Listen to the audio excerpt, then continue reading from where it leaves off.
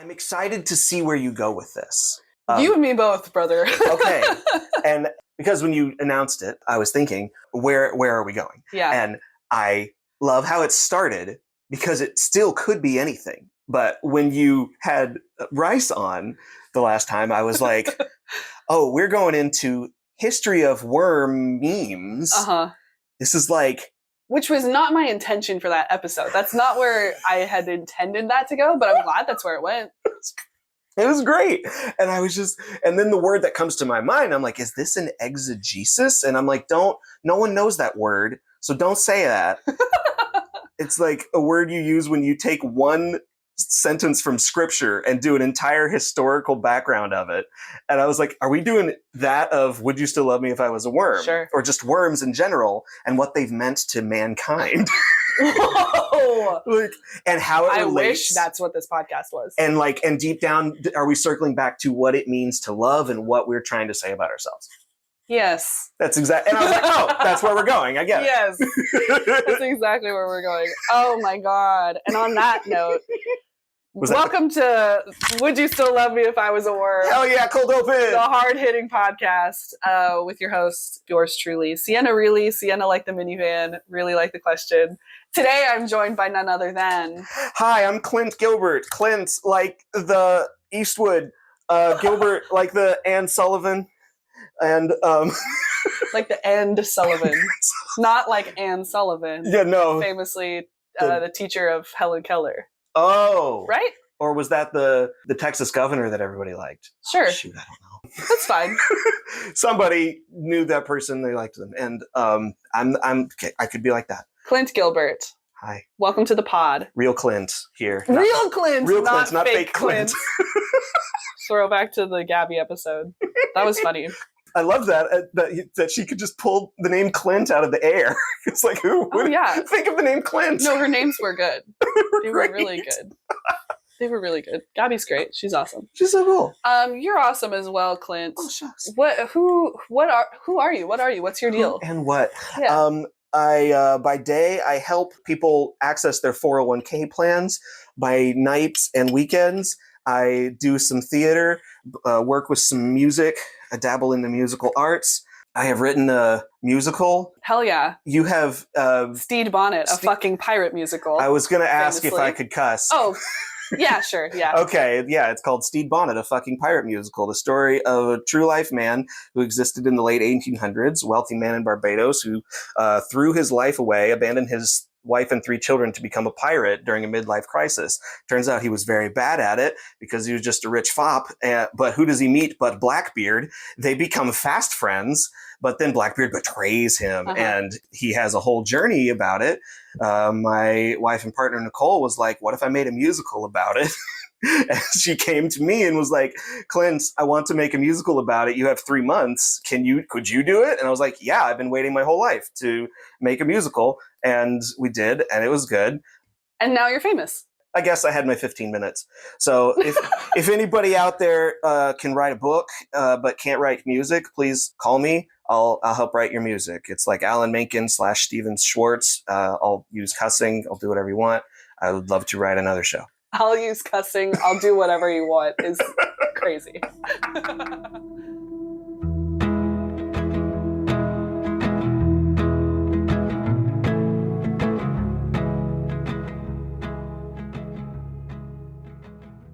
Hell yeah. Clint, you did kind of touch on this in that little story, but what is your relationship status?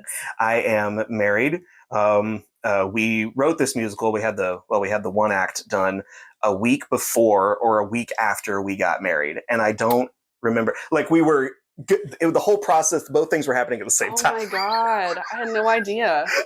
So y'all were planning a wedding and writing a musical at the same time. Yeah. That's bananas. It was so fun. That's awesome. Good. I mean, I loved it. We love to have fun around here. We're drinking some little drinks and we're having some little fun. Yes. So speaking of memes, are you familiar with this meme, Would You Still Love Me If I Was a Worm? I am. I just saw the image or heard the video of like the girl crying because she's like, my boyfriend said he wouldn't love me if I'm mixing the memes. But yes, I saw the image of just like, I asked my guy what would he do if I was a worm? Would he still Uh-huh. love me? And he was like, what are you talking about? And this is like, And it answer the hurt her question, feelings. slut. Like, I don't know. Yeah, it can be kind of a tricky situation, as fans of the pod will know. You can ask and not get a reaction that you were expecting. Famously, the person you ask could offer to kill you. Yes. You just never know. It's really easy to hurt your own feelings. Period. Just in general, it's really easy to hurt your own feelings, but especially when you're asking your partner silly questions. God, that's the realest sentence, though. I'm just going to hold on to that. It's really easy to hurt your own feelings. Let's just take a moment. Let's save some space for that. Just like all the things that we do to sabotage ourselves. Yeah. Cheers. Cheers. Cheers. Ooh, yeah, absolutely. That's some good audio content right there. I hope so. Well, so would you still love me if I was a worm is not the only question that you can ask your partner to sort of test the vibes or test their love. Okay. Or just get feedback on like where you're at as a couple, as a partnership. Okay. Surely there are other questions out there that you can ask your partner. And that's why I've brought you on today, Clint. Yes. As a married person, as a partnered person, to my single person, here are some hypothetical questions / prompts, because not all of these are questions. For example, the first one is watch this TikTok. And I only wrote that phrase because I had to write something down. Because the real thing is just, I'm sending you a TikTok and then will you watch it or will you not watch it? Or what I have done in previous relationships is at the end of the day, you go to bed and the other person doesn't have TikTok. So it's TikTok power hour. Here are all the TikToks that made me think of you today. And I saved them all. And so now we're going to sit and watch all these TikToks. Oh, that's so true though. I thought it was sweet at the time. Really, I now am looking back and I was just holding them hostage while they looked at my phone for an hour. No, it's a love letter. It was. You and I are similar in this way. We're very similar in this way. And we had partners that were the other way. Yeah, and that's a thing that I learned is that it's only a love language if it expresses love to the other person. It can't just be the thing that you're like forcing on the other person. It has to go both ways. Yeah. And I've learned, and we love to learn, and we love to grow. Yeah. I do worry that I'm forcing you to watch too many TikToks, so...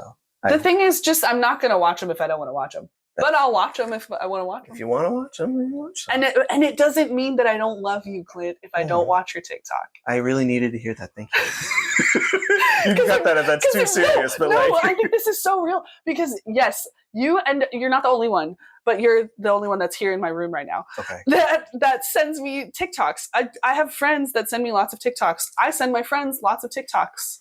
I'm not going to watch everybody's TikToks, but I know that my friends are wanting me to. And it's just, feels like a lot of pressure, but it's really not. It's just a way for you to easily be like, hey, saw this, thought of you, hit send. Exactly. And, well, now I know that. Sure, I love you. I'm just gay and have ADHD and I can't respond to every text. ADHD. The ADHD. And then there are a few that My mom's going to hear that and she's going to be like, hey, what do you mean by that? Friendship requires faith, and I know that you, and I know that you are my friend. Oh. Now it's my turn to take a moment to. I gotta write that down.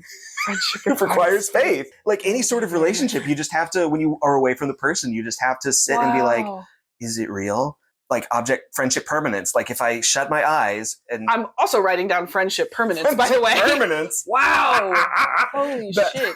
That I'm just like, is this because we never can really tell the people we care about how much they mean to us. Yeah. Even when you're married to them, you're just kind of like, I'll never find the words to say what you mean to me.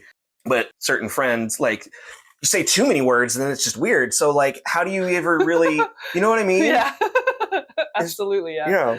That's crazy. Yeah, as a recovering friendship imposter syndrome sufferer, that's so real.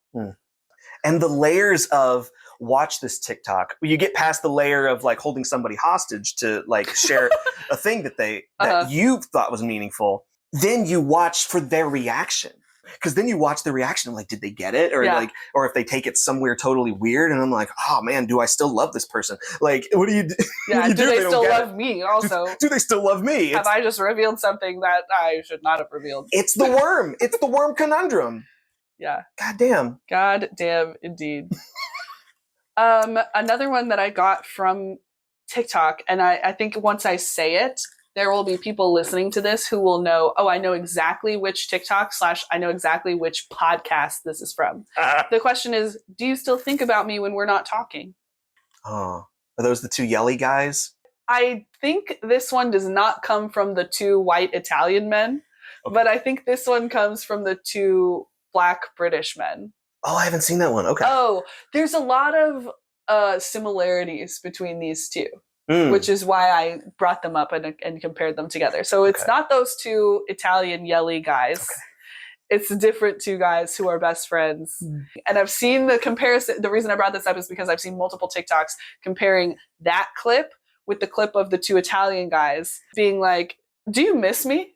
And the other one is like, no, I don't miss you. Like, we're just friends. Yeah, I see you all the time. Yeah. And so I think that's another question that you could ask your significant other or your friend or whomever to test the vibes. Either do you miss me when we're not together, or do you think about me when we're not talking? Oh, damn. And the answer is yes. The answer is yes. I think about my friends all the time. I really do. And in fact, I talk about my friends to other friends constantly. I'm constantly talking about my friends and the people that I love to other people. My sister, I'm talking about her all the time. Your sister's very cool. I'm so glad I met her. Dude, she's great. I love her so much. But yeah, so do you think about me when we're not talking? Because if you don't, I decay. My BFF Jill. Right. I say that we're both elder millennials. Oh my God. I say that all the time. Yes. Here's another one. Would you and these are all varying degrees of silly. Would you still be attracted to me if I had no legs? I'm sorry I had to pause. Is it a little ableist? Yeah. Yeah, a little. But is it? I mean, you don't need legs to be hot. I'll just put that there. And I would definitely like listeners who don't know me, I'm 5'6", and it's always a thrill to be taller than anybody I know. I'm so sorry I answered it like that, but I will definitely reach something for you from the middle shelf and that you can't get. And is that ableist to be like, you could do it? No, I don't know, man. It's just everybody has different strengths and weaknesses. Oh God. Yeah. You can reach the middle shelf. I can reach the top shelf. That's not ableist to say. There you go. Okay. Oh, that's great. But this one I think also came from TikTok that I do not recall the context, but it was like two girly pops talking to each other. And they were like, yeah, the other day I asked my boyfriend if he would still be attracted to me if I had no legs. And I said, that's really funny. I'm going to write that down. It is funny more than anything. Yeah. And I can only think of just like, okay, I just need to know, like, if I knew the person before, like with legs, and now they're sans legs. I got to be like, is my life different? And then I realized, well, I don't know if I'm really all that put out by that. So yeah, that's fine. And that's so funny that you say that, because that's how I feel about the worm question of would you still love me if I was a worm? I am always under the impression that question is being asked / answered with the understanding that the person was not always a worm. Oh. If I'm asking you, would you still love me if I was a worm? I'm talking about if I like snapped my fingers and turned into a worm permanently right now. If you snapped your fingers, like it's not just you like chose to do it. Or if something, I know. I'm just like a Thanos snap happened. Thanos snap, and I became a worm when I was not once like always a worm. Sure. So if I had no legs situation, obviously the implication is that the person had legs and then suddenly had no legs. But you bring up a good point. Is it a different question if the person has never had legs? As far as you know, as far as your relationship with them goes. Wow, you're right. I hope not, because I hope, once again, that if you're in a relationship with someone, you're in a relationship with them because of everything that they are and not in spite of everything that they are or are not, i.e. whether or not they had legs. And you shared like a post once that I will never get over, of that it just literally said, the worm question is about men who leave their wives once they become disabled. And I was like, oh, fuck. Yeah. oh my God. Yeah, we're getting deep, baby. And so I'll never unsee that as that. But anyway, let's keep it light. Okay. We like to have fun around here. Here's the next question. If you were a ghost, would you haunt me? Oh, fuck. God, who would I not haunt? I would be fucking with people, but like, haunt isn't good or bad because like, I don't want to torture you. If it hurt you to be constantly reminded of me, then I would let you go. Whoa. I can't haunt somebody that'd be selfish like that. Uh-huh. Like, I want them to have the rest of their life in peace, and if I am like there to like ruin your dates, oh my God, yes. How hilarious and fun would that be? So do you think that that's a good question to ask your partner, your sig off? That one's kind of fun. That's a third date question. A third date question? That's a third date question. Whoa. That one's really fun after you've gotten to know somebody and then be like, all right, it's like almost a post-mort where like you've done the 3. A literal post-mort. You've done the, oh my God. Assuming I'm dead. Good night, everybody. Like, no, we've done the date triptych, and now we need to be like, this is like throw out the like kind of fun questions. And that one's fun. I don't know how that one can go bad, I think, is why I say that. Good point. Okay. I hear you. Okay, here is another question. Hell yeah. So the premise is you have an egg. If I give you like an egg, like an egg from the grocery store. Egg, milady. An egg, milady? You know that experiment or that like... Oh, thing? The home ec thing where you like, don't break the egg? To keep an egg safe. If you had to keep an egg safe for a year, if I was that egg, do you think you could do it? Oh. I don't know exactly how this question was phrased, but the question posed on TikTok is, could you, if I was an egg, keep me safe for a year? Is this if you were magically turned into an egg and you had like the curse would be lifted in 1 year? I think so, yeah. Oh, the implication is, yeah. Fucking witch, just turning people into things for no reason. Into inanimate or I suppose animate, but... Invertebrate. Sure. Sorry. Well, but like with an exoskeleton, because that's like what an egg is, right? Oh my God, it is. Do you think that, so I'm going to turn this on you as the person of the two of us who's in a relationship currently. Oh shit. Do you think you could keep your partner who has been turned into an egg safe for a year? It depends. I need to first know if the witch or warlock that turned Nicole into an egg, I would have to be like, all right, now is this a refrigerator egg or is this like an egg I need to incubate? I would ask some important questions. Mm-hmm. To be like, you've put this on me like an absolute bitch, and I need to know what I need to do. The wizard would be like, I'm gonna turn you into an egg. This guy sucks. Like, see, I think I would be okay instantly. Again, me not being in a relationship. If like one of my cats was turned into an egg and I had to keep that egg safe for a year, I think I'd be fine. I think I could do it. Honestly, yeah. But then the question is like, is this home ec where I have to bring the egg places? Or do you have to build a structure out of toothpicks and marshmallows and drop it off of a building? Oh my God. I won one of those once. You did? I did. I was like 6 and I was so proud of myself. And it was not good. It was like so much tape and straws and just the most haphazard design. Other kids like tried so hard and they like could not break my egg. Like they were throwing it off of a tree and I was like, I cannot be broken. I am the egg master. And like, I didn't win anything for it other than ire from my classmates. So with that in mind, yeah, I'd be great. Wow. But if I turned into an egg and Nicole would take care of me, yeah, I'd be fine. Yeah, I wouldn't worry about that. No, I wouldn't worry about either one of you. She'd be the one worried the whole time. Sure. All right. Oh, if you had to kill me, how would you do it? That's the question. Quickly. And that's how I know that you love me. Yeah. Quickly, without much thought, I would ask you, what would you prefer? Uh-huh. I would tell you how I would prefer to die if it was something in my control. I'd be like, what do you think of that? And then if you're into it, we can go do that together. If you're into it is so funny. a pact, if you will. Uh-huh. And an agreement. Yes. But if it were not the one covenant, even. A covenant. And if it were not that, then I would say, okay, listen, you go ahead and get ready. Oh, look over there. Swat! Whoa. Oh, it's giving, tell me about the rabbits, George. Fuck. So do you think that this is a wise question to ask a partner, a potential or existing partner? That's not a bad one. Not a bad one? To be perfectly honest, I mean, the only way it goes bad is if they tell you a way that it's like, that's a painful way to die. Yeah. But we need some space. Yeah. Like, okay, yeah, good point. Good point. Or it could get weird and the person is like, how would you like to die? And they're a little too excited looking.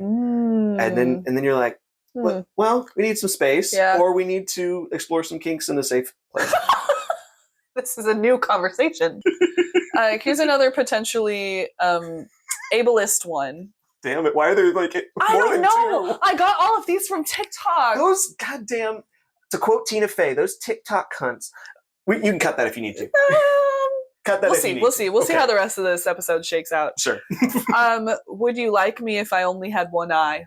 Oh, that could be cool though. See, because of TikTok, I've seen a dude who had a cybernetic eye that he can install the light bulb in.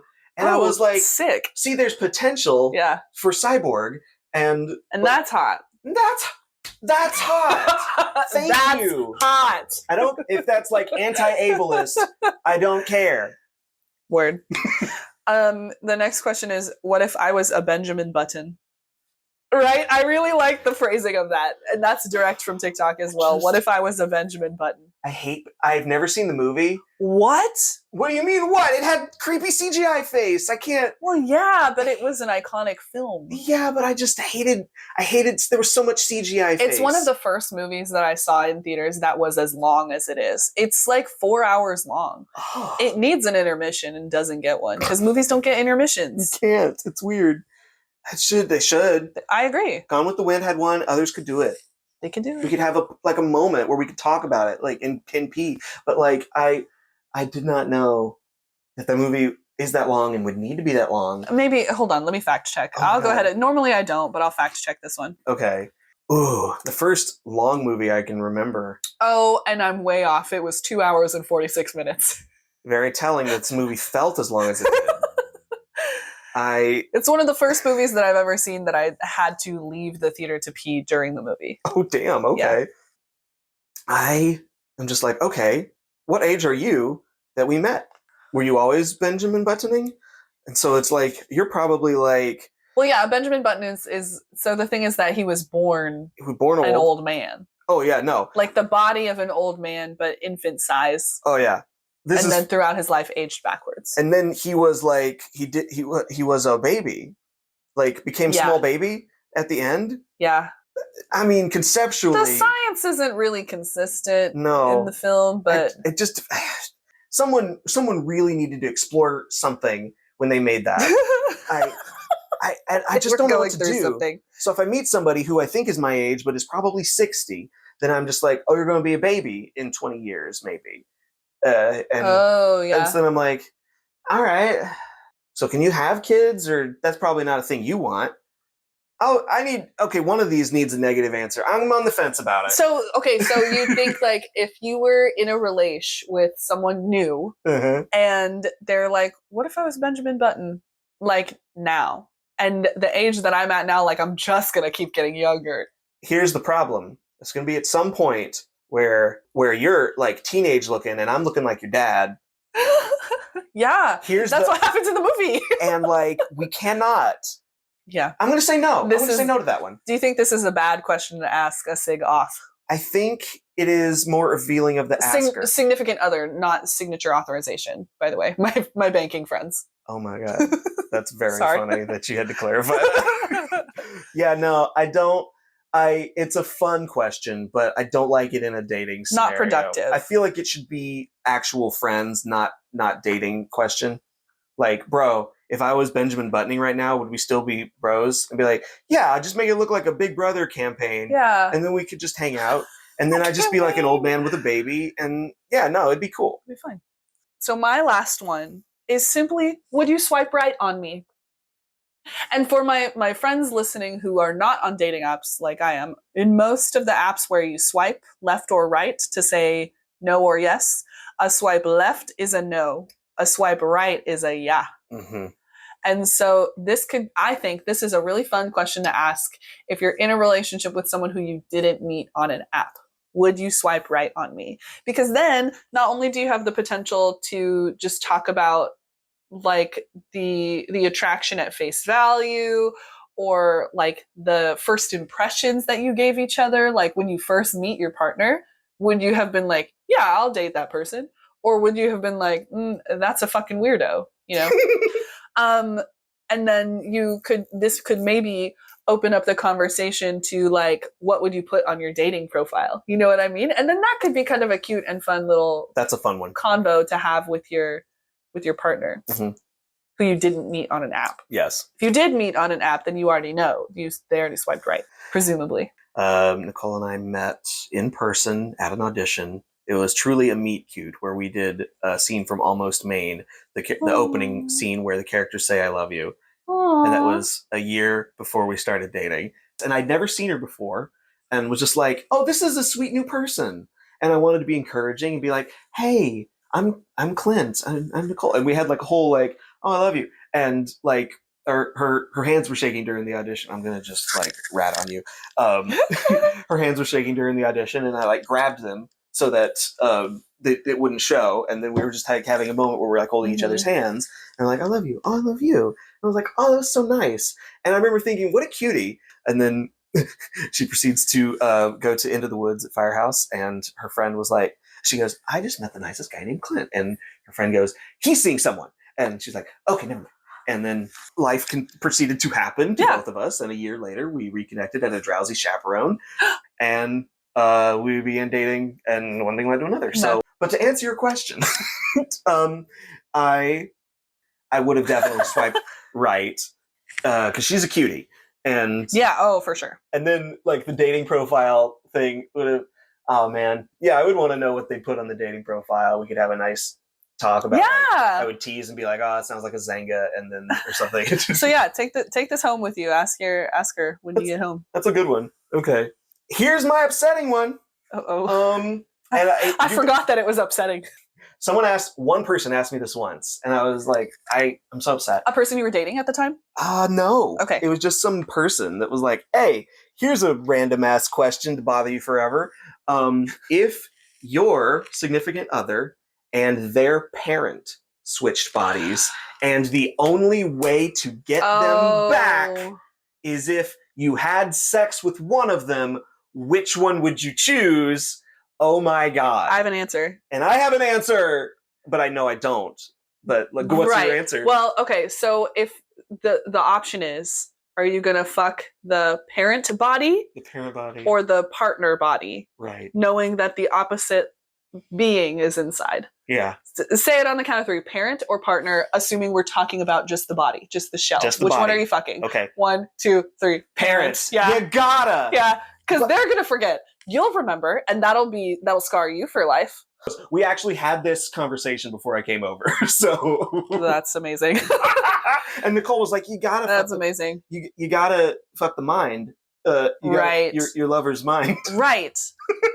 Right. And then I was like, but it just feels like the first episode of Black Mirror. Because you can just close your eyes. You can turn the lights off. You can close your eyes. You're absolutely right.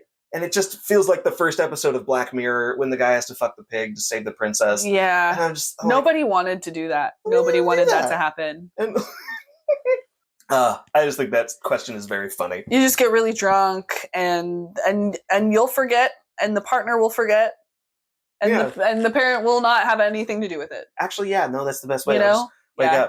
Hopefully they would come back like the next morning and it wouldn't be like instantaneous. Right. That's anyway. Yeah.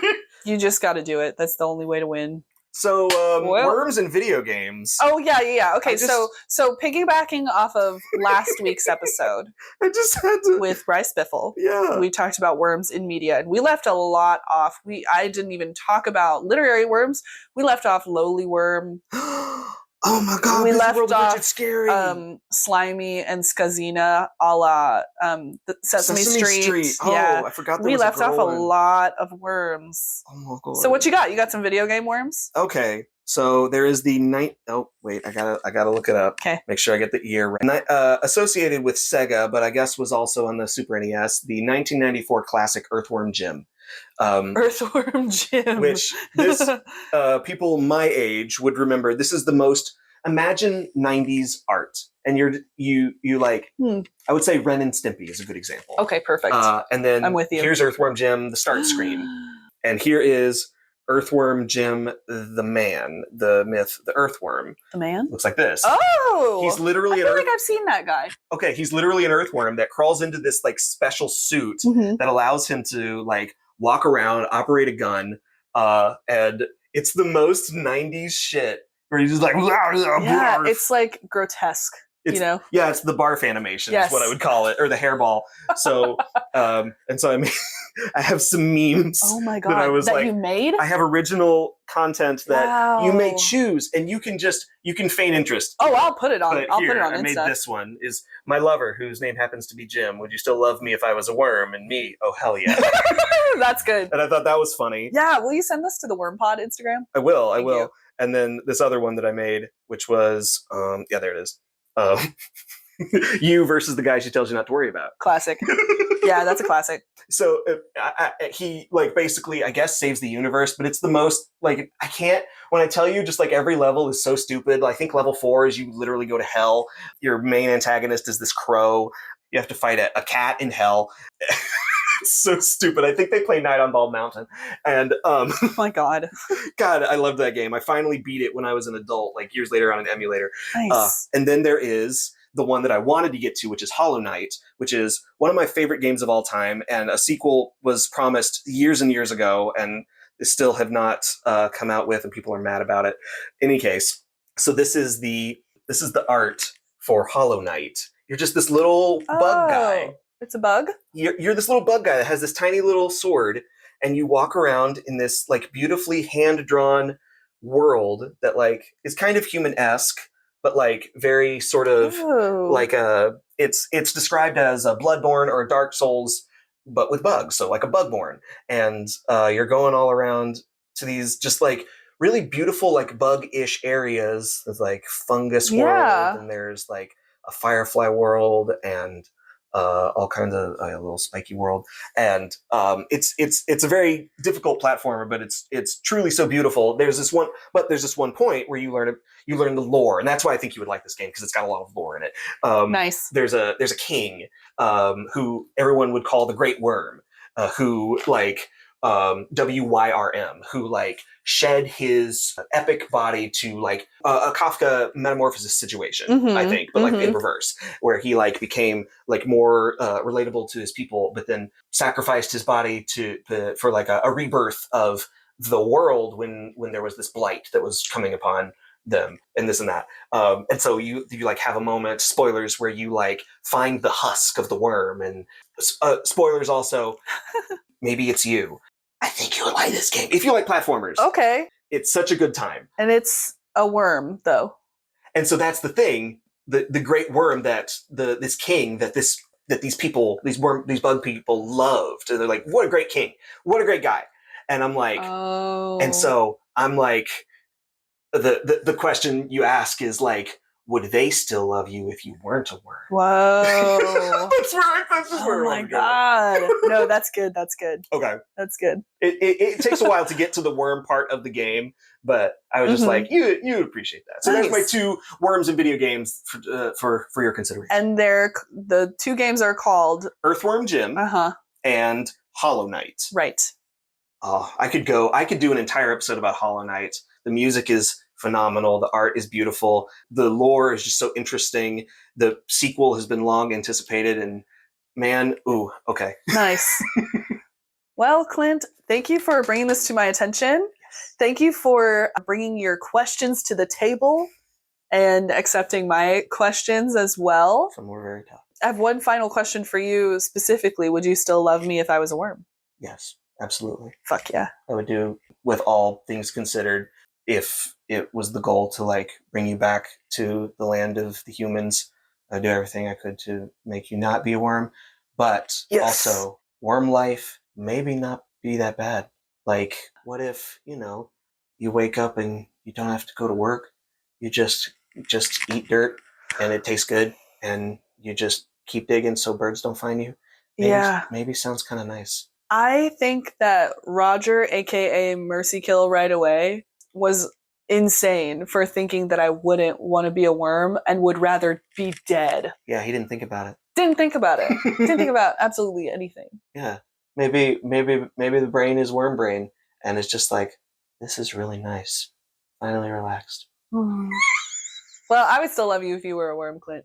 Oh, thank you for telling me. Yeah, of course. Of course. I would find a way to ask, like, are you good, or should I, like, find a witch, you know? I would have to think about it. Right. And I would love to give you that opportunity. What a journey I would need to go on. Yeah. I would like it for a day at least. At least. Well, do you have any final thoughts, questions, comments, concerns? Anything to plug?